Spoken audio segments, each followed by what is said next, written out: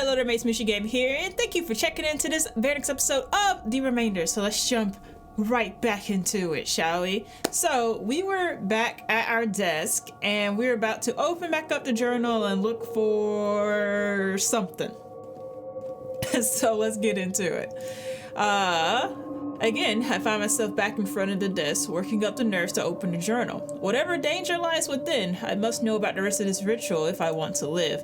But perhaps not a frontal attack like before. Peeling open only a gap between pages, spying the number on the corner, I then open directly to the page after where I left off. The fool rushes into battle. The wise divide and conquer. No drawing here. I loosen a painfully tight grip, only a page of mantra verses. Even so, I ready my right hand to close the book in case. My left hand glides over to the words. At first, I don't understand them at all, but I stay as relaxed as I can and keep my eyes on them, waiting. A rhythm gradually takes shape in my breathing. First, just a faint rasping, then a low mutter. Is my mouth moving to the letters on its own? Dreadful familiarity.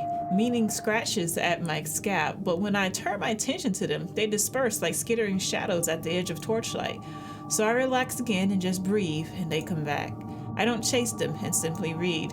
As I read one line after another, a chill spreads into my fingers. A feeling like icy water drips onto the back of my neck. The room begins a slow dervish about me. A voice, it's definitely a voice. They're singing something over and over. Mushi, Mushi, Mushi. They know my name. How did they know my name? So cold, my breathing stutters. Mushi, Mushi, Mushi. The tune takes a downturn. Tiny needles of cold jab me all over. I hate you, hate you, hate you, hate you. Why? What did I ever do? The page flutters in my shaky hands. Had to have the last say, didn't you? To leave me a gasp without room to retort, without time to respond? What are you talking about? The singing drops to a haunting whistling. I hold my breath to listen, words on the edge of recognition. But you would whistle those tones. They would make you smile. I let you have those. Quieter and quieter, I press my ear into the page. Chill radiates from it. It cannot be. How could it be? How was I to know? Where would I start? I would have had to say it countless times. Say what? A shrill tone like a kettle boiling in the distance. It peaks, glides down, then shatters into a scream that splits the night in two. The sorrow of it, my heart breaks, hair sand, tears stream. I'm sorry. There, I said it. I'm sorry, I'm sorry, I'm sorry. Sorry, sorry, sorry. I can't stop the tears. Please, stop. Please save me from... Send the book shut, push on. I might as well keep listening. We're in this deep. Please stop. Please. Someone is screaming, pleading. Is that my voice? What's wrong with you? Why can't you get yourself together for once? No, I will not give up at the first sign of difficulty this time. I find a spot where I stop with a shaking hand and try to read again. Something under my finger pulls my attention away from the voice, then it happens again, more insistent. I pause, wondering what it could be. There's silence within me. The voice is lulled. When I turn the page over, a laugh escapes me. I stifle it with a hand. A folded paper bird is tucked within the groove. What am I supposed to do? I don't know. Keep it? I pinch the tip of its wing, expecting it at arm's length, half expecting it to spring to life or start speaking. It merely looks at me. Nothing to say? That's new. There's something alluring about you, but who knows what you're hiding? I slide into a pocket. Maybe Eli will know about you. But that page, I must find a way in somehow, and soon. Remembering the chill, I shudder. Not right now. I can't hear those things again so soon. Maybe go back and rest, then try once more. I wonder what Eli would say. They'll understand, right? They'll understand. I turn and walk toward the debris. I doubt it. I reach the couch soon enough, but Eli is nowhere in sight. I cough and say, hello, Eli? Still nothing but the buzzing. I drop into the couch, wondering if I'm back sooner than they expected. The softness of the couch makes my exhaustion catch up to me. Perhaps I'll lean back and rest a few blinks. You're back early, says a voice right next to me, making my heart lurch. For Lyra's sake, don't do that. They blink at me. Do what? Speak? It's appearing out of thin air, and disappearing, for that matter. It would be altogether better if you could give me a warning next time you're about to pull one of these tricks. Eli shrugs and grins. Do they listen? I draw in a deep breath and almost give them an earful about respect and personal space, but something about their grin stops me. I left the air out. My chest, the lingering chill inside is fading from just having another soul to talk to. I found something else out there. An eyebrow rises. You did? A bird, made out of paper. Or folded into paper. No, a paper bird. A bird folded from... I'll sink it. Let me show you. I remove the bird from its nesting place and hold it to Elar, hoping that they'll recognize it, hoping it's a piece of my past. For a few blinks, Elar stares at it. I hope for both our sakes that's the spell that we need. They don't hide their annoyance and make no move to take the bird. Well, no, I managed to whisper. Their expression darkens. But listen, I was reading a mantra and it spoke to me. Knew my name. It was dreadful. I thought I might lose it, but this bird saved me. Something feels special about it. In other words, you were distracted. What? No, I don't think you understand how hard it was. I don't think you understand how much effort it takes me to maintain your vessel. I'm giving you what precious little is left of me, and you insist on squandering it. They get louder with each sentence. I flinch. As I'm about to retort, the bird pops up from my hands, and with a few crisp crackles unfolds flat, revealing lines of text. We gawk at it. You know, normally I would cheer you up by making a joke or baking a cake, but I can't bring myself to do it this time. You failed once in a few dozen experiments, whereas the rest of us succeed once in as many tries. Besides, what are Magi's careers built upon but a bedrock of failures? If you're still sulking, maybe this will lighten your mood.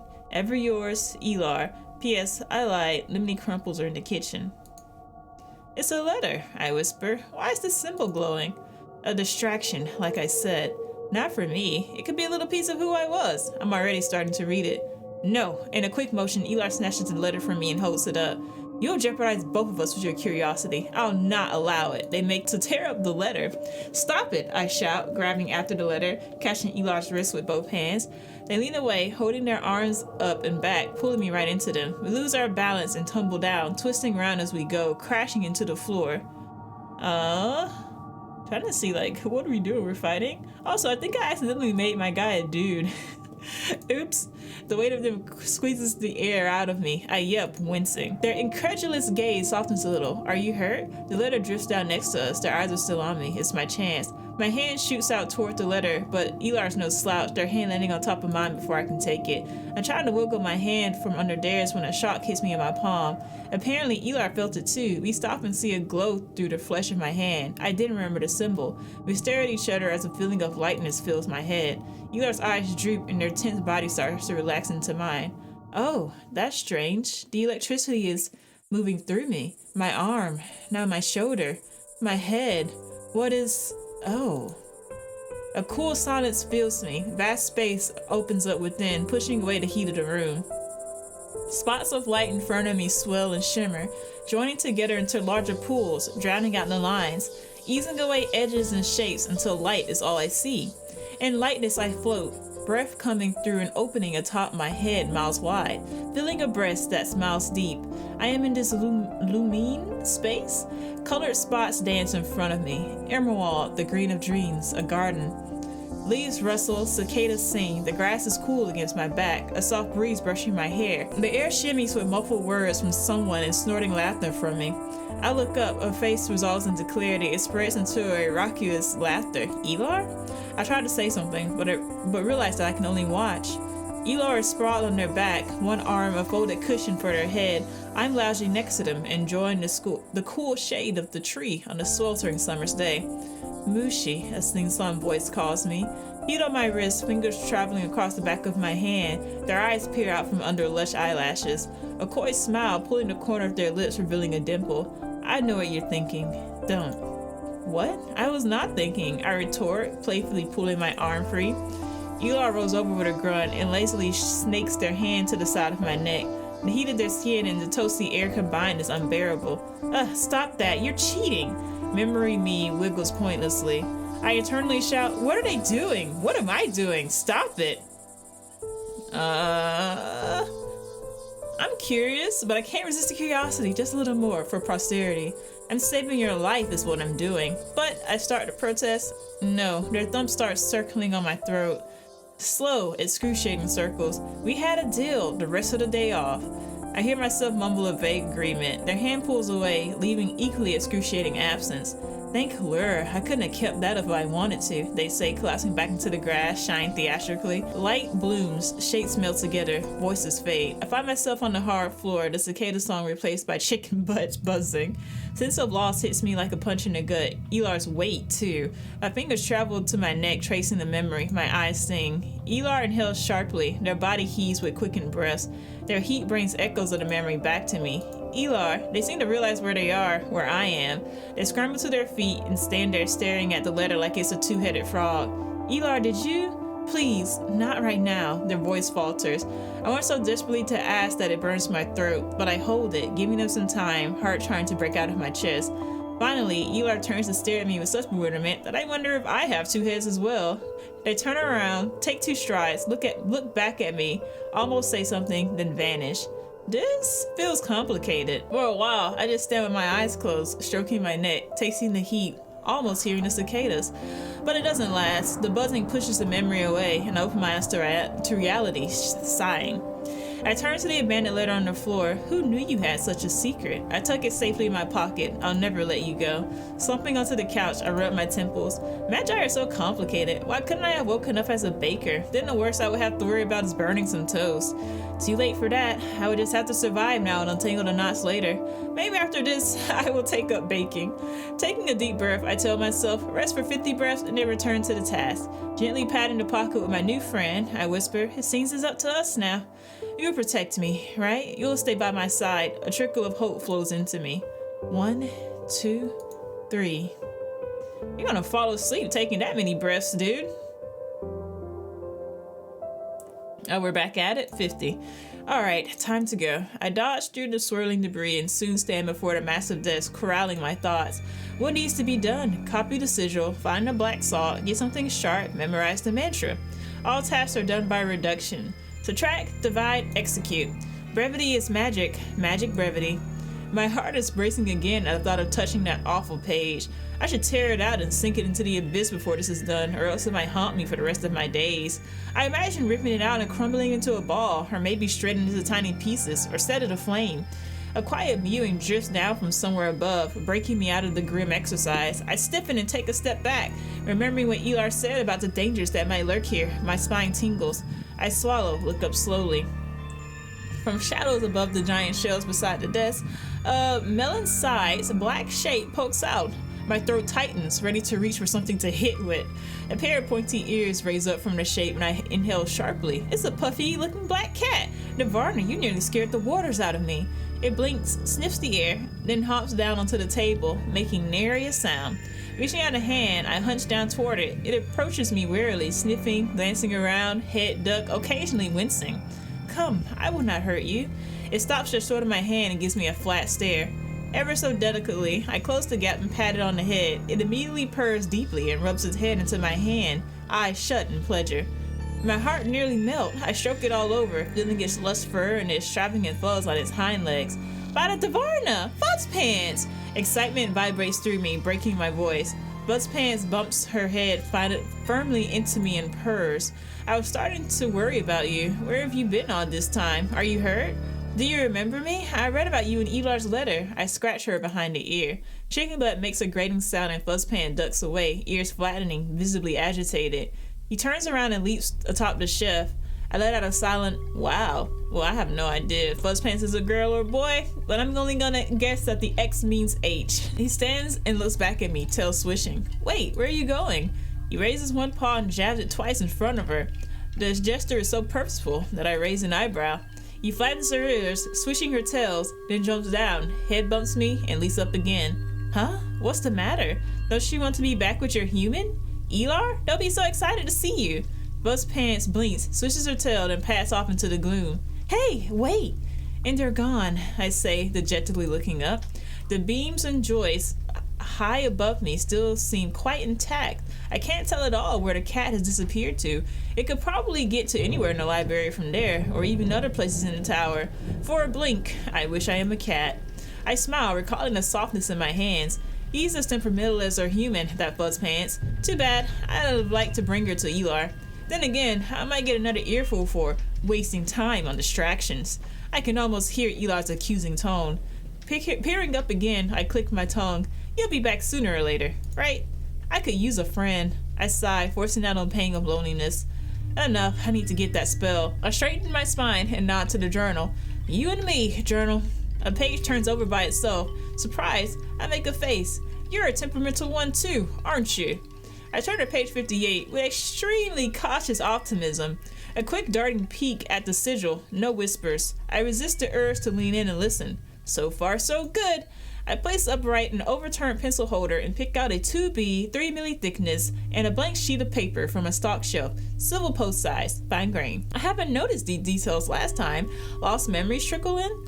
This is good. I can do this. I am in my element, performance of work, fulfillment of duty. The confidence seems to jog something loose in my heart. Thoughts spring up, inquisitive, intelligent, foreign. I hear them like a stranger eavesdropping on myself. The whispers were the problem, need to drown them out. Use the breath. Through constricted nose. Make it continuous. It makes sense, I realize. I should try that. Taking a breath, letting it fill up my abdomen, then stomach, then chest, I release a thin stream, setting it to rasp against my upper nasal cavity. The rasping is loud enough that I could imagine I'm hearing the tides. The other noises in the library all but disappear. It's working. I open to the sigil and begin immediately to copy. As my breath wanes, I hear a faint, wispy lullaby insinuate itself. No, no, no, not that. I take a quick breath and scrunch my nostrils more, forcing the rasp louder. It clashes with the whisper. Working, but not for long. My pencil races. My chest starts to burn. The urge to relax my breathing builds. I can't keep this up much longer. The voices hiss louder. My hands start to shake. I'm almost there. Just a little more. Push! Squeezing the air out, chest on fire, pulse beating loudly in my ears, I finish copying and shut the book, putting the words to sleep at last. I smiled despite the starving pain and dizziness. Yes, progress. I cannot wait to see the look on their face. I roll the paper into a baton and slide it into a pocket. Black salt, mantra, something for the blood. 3 more steps. I can do this. I knock on the journal. Don't go anywhere. I'll return soon enough. Dodging the occasional piece of debris is becoming second nature now that I've crossed the barrier so many times. Would I approve? Why should I care? Getting the task done is his own award, surely. Still, it's nice to be praised. Maybe they'll be in a better mood and reveal more of my past to me. That seems as likely as chicken butt deciding to just give up and sinking back down. You have to keep your hopes up, right? Not this again. I stopped myself just short of walking into the couch. Couch? Brain, come on. Quiet, all of you, I mutter aloud. Where is Elar? A soft clink, I turn around. They're not here. My nerves are on edge. Papers rustle nearby. I turn around again, just a book gliding too close. I brush it away. They're really not here. Was it something to do with our last conversation? Why is it always about you? Who else would it be about? Maybe it's about them. They ran away when I asked about us. Was it wrong to ask? What could have happened between us? Curse this useless head of mine. Catching myself talking with my lonesome again, I get up and pace about. You have to cheer up someone else when you're down. Right. I start picking up and glancing at the papers scattered here and there, hushing them. You poor things. More letters. Are those verses? Every waking momentary switch of track progressing, so wherewithal. Things halls remembered that moment of terrible recognition, of the familiar stranger than a drunken dream one never wakes of. Friends close but kept my enemy closer until they were inside. Unsigned but written in the same rigorous hand as the journal. I look all around the table. How many are there? I wanted to. I have whispered it inside and almost said it aloud, but whenever I endeavored to, something would interrupt me. A journal entry required editing, a specimen needed dousing, water sensors had to be refilled, a mantra for the next ritual demanded further articulation, the afternoon tea in Mapacho. Curiouser and curiouser, who are these for? I can still do it, you know. My intellect and the knowledge of a lifetime still fill my heart tree. The relics and mantras ready. The homunculus nearing full maturity. Nothing prevents this, no material thing. Why can't I not? If only sorrow, my brows wrinkle, like the whispering in a journal. I can't suppress the feeling that someone is playing a joke on me. I need it to make sense. How? It's not the thing, it's you. What? It makes no sense because you're looking for a specific kind of sense. What should I do then? Look for a different kind of sense. But how? The inner voice falls silent, soft clinking behind me. I tense up, turn to look expectant. It was only a triple of glass cups swirling. Still no Elar. For Lyra's sake, where are they? What would they say about these letters? Something cryptic, most likely. Or something funny. Their letters often were. I need something like that now. I jump to my feet and scan the streams of flying objects, looking for sparks of vibrancy in the gloom. There, I hastened to spot along the stream, eyes locked on an ambrosia paper ball above, nearly tripping over a chair. It's too high. The chair! I uprighted and stepped atop. Come on, you, I command my quarry.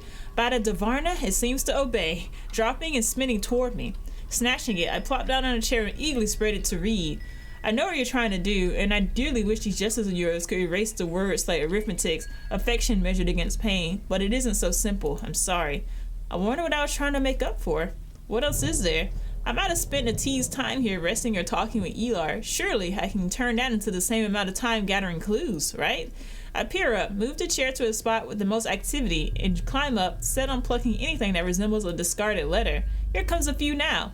One hand on the chair back for balance, I reach up with the other and snatch one in. Leverdian Sanguinamar Deeprine. Let's pick the longest word, shall we? I'm here because of you and the unique opportunity you give me. I chose then, I'm choosing now, but the choice is getting harder. I don't want to think about what happened when I can't make that choice anymore, but I won't give up yet. I guess it couldn't be that bad. They're still here after all. Back to fishing, another flock comes. Catch one in. Cyril, Coralif, Immerwald. Let's choose the shortest word this time. I'm more sure than ever now that you're actually a comedic savant, and no one knows it except me. Do I deserve the privilege? Lyra only knows. Me? Comedic? Why not if circumstances were different? Interesting, but I have a hunch it's not the whole story. One more. I can't sleep again. This worry, he won't leave me be. We've been digging for so long that we forgot why we were doing it. Worse yet, we can't see anything else besides the things we could have done, places we could have been, yet you keep digging. With heavy eyes, I study the letters. What are you telling me? Fingering frayed edges, spinning them between fingers, I see. Fragments of a map, shredded, dispersed. If only I had time to piece them together. Not if he had something to say about it, chicken butt. Exhausted, I dragged myself to the couch and slumped onto it, hugging the letters. Then realized how hard this was without Elar being around, without anyone. Don't I want to live? Shouldn't that be enough? But I'm so tired. Time to rest. I close my eyes and lie on the couch. Lights dim, sounds dull, walls pressed in. Just for a little while, just to freshen up. Maybe Elar will be there when I wake up. A window latch breaks and the rain comes spattering upon me. Warm rain. Sticky, warm rain. Oh no, I sit up, annoyed. This would be a mess to clean up. I'm drenched already. How long was I asleep? Wiping my face with blood-covered hands, I survey the room. Blood everywhere. Sweet, dark, rippling, a right mess. Elar forgot to close the windows again. Again? Elar, I shout, distant rumbles. Where are they? I'll be sunk if I'm cleaning this up myself. Elar! I march through the halls, up the winding stairs, throwing open doors to dark, empty rooms. Nothing. Where are they? Elar? Where are they? Where are they? I realize that I'm worried now. Where are they? I trail behind me. I raise hands to my face. Metallic, greasy. Whose blood is this? Am I hurt? Can't find any wounds on me. No pain, nothing. I pinch a bit of skin from my forearm. No pain, nothing. I feel nothing. No. No, no, no. Elar, where are you? Elar! Bolting down the hall, I shout, Elar! I wake up to my own shouting. Hoarseness burns in my throat. A dream? A bolt of light, sparks swimming in my eye, hairs on the back of my neck tingling. Someone's watching me. Candle flames jitter on the table beside me. Shadows dance. Could I be imagining it? No. I don't know how I know, but I do. Should I look? What kind of question is that? On the count of 3 then? No. Now, I carefully turn my head and look into the gloom. Has it always been this dark in the library? Strings of debris undulate lazily through the air, occasionally shuddering in sync with chicken butts droning. A pocket of deeper darkness in front of me draws my attention. A pair of golden jewels glint at me while being oddly stationary against the ever-moving debris. I squint. They're not glinting, but blinking. And then they start to grow apart, bigger and brighter. I deepen my breath to stay calm. It benefits me none to panic already. I don't even know what that thing is. A jagged, hunched silhouette detaches from the murk, its movement sluggish and unsteady. I remember it slithering out from a darkened doorway and clawing at me. Sliding my feet down onto the floor, I begin backing away, keeping my eyes on the Lucasi. It doesn't react, simply continues creeping in my direction. Its large, pointy ears turn to me, revealing slightly pinkish interiors. One of its hands or paws is cupped over its ears and its face is wrinkled up. Come closer and I'll give you something else to be angry about. As I'm considering my options, my heels kick something. Reaching back, my hands find a massive bookshelf on one side and unyielding stones on the other, a corner. I grunt for something to defend myself with, but get hold of nothing but books, soft covers at that. Terrific. I guess it'll be an exchange of words then. As the Lucasi moves into the candle's glow, I can at last make out more details of it than just a black outline. It's much smaller than I remember and not nearly as grotesque. Its black fur is rather lush and endowed with a silken sheen.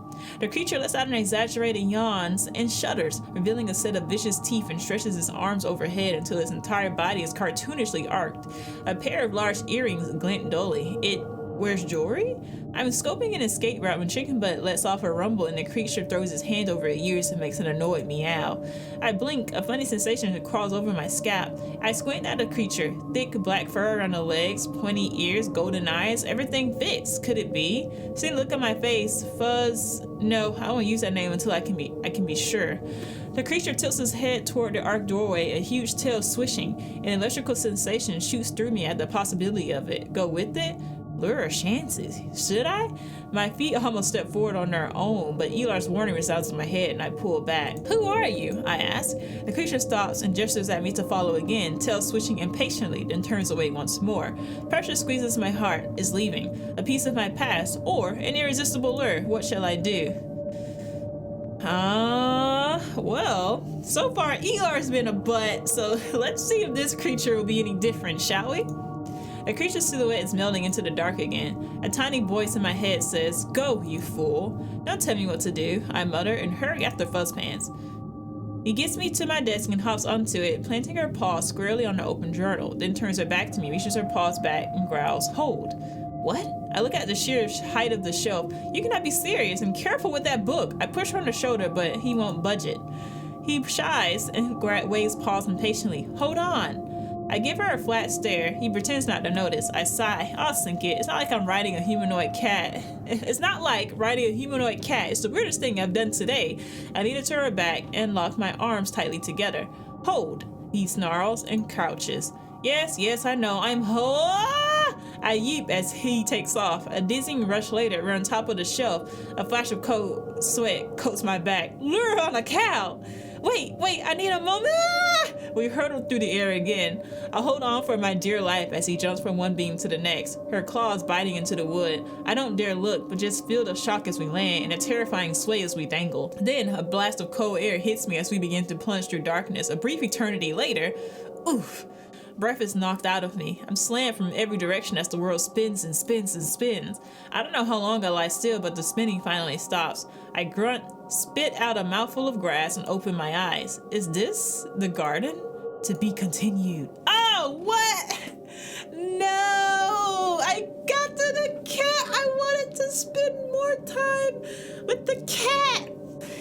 That was so cute. Hodl. Alright, well, that's it. Thank you for playing the remainder Act 1 and Wishlist Act 2 on Steam. So that was it for the remainder.